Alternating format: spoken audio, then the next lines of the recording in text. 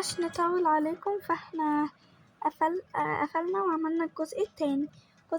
بقى احنا رحنا دبي وانا هروح اجرب الشوكولاتة اللي اسراء نبيل جربتها، وتجيب التلاتة اللي بالقرفة وزبدة الفول السوداني والكنافة وكمان البراوني.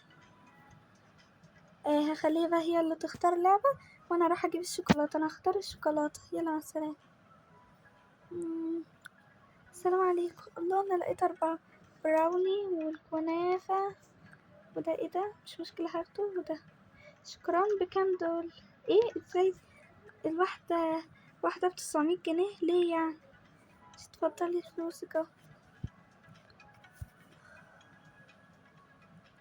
يلا اخترتي حاجة؟ اختار حاجة اهو. ثانية هختار دي حلوة قوي. دي كده عليكي.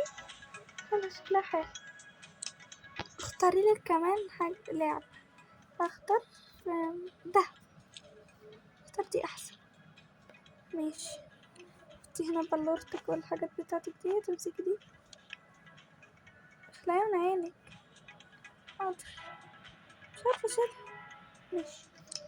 يلا تعالي.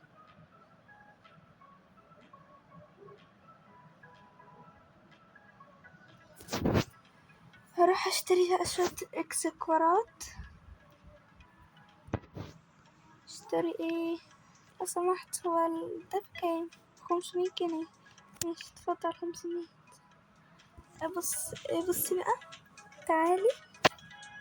باي يا اصحابنا، ما تنسوش تعملوا اللايك والشير وسبسكرايب، ويا ريت تفعلوا زر الجرس وتكتبوا لي كومنت وتقولوا لي عايزين ايه الفيديو الجاي. باي، مع السلامة.